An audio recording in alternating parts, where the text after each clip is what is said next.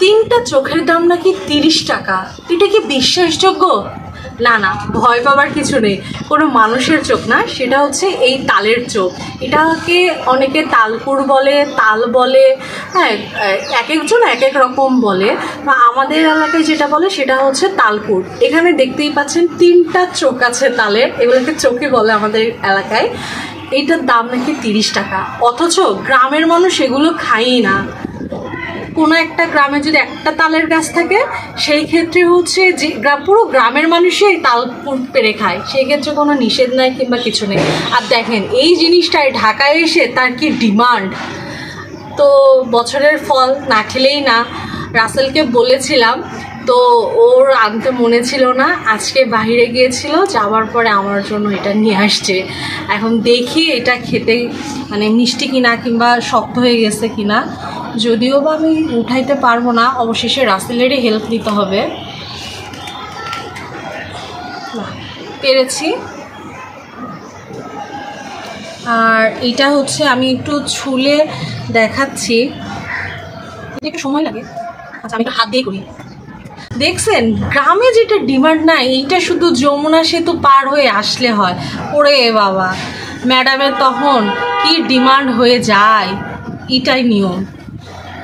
মানুষ গ্রামে খায় না, অথচ এগুলো ঢাকায় আসার পরে এগুলোর দিকে তাকানো যায় না, চোখ ঝলসে যায়।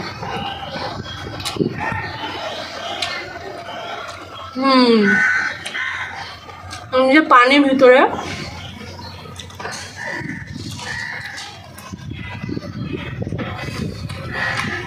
মজা আছে, আর মজা আছে জন্যই তো এত টাকাতে কিনে খাওয়া।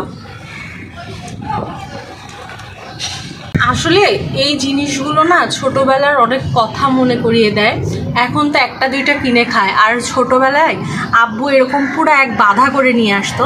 বাঁধা বলতে কি বলে, একটা পুরো যে লম্বা কান থাকে, কান বাঁধা, যে অনেক এলাকায় অনেক নামে ডাকে, ওইটা নিয়ে আসতো।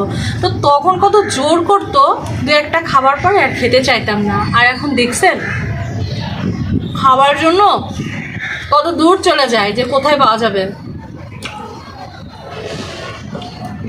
মজা আছে অনেক।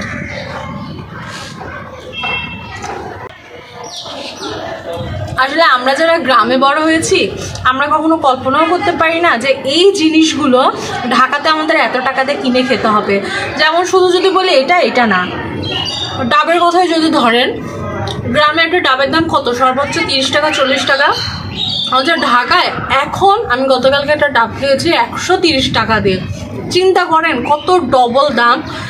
আর আমরা বাসায় গেলে তো আমাদের নারিকেলের গাছ আছে, তো আমরা এক বাধা পেরে অনায়াসে খেয়ে ফেলি, কিছুই মনে হয় না। যে ঢাকায় আসলে মনে হয় যে আসলেও ওই জিনিসগুলোর মূল্য কতটা।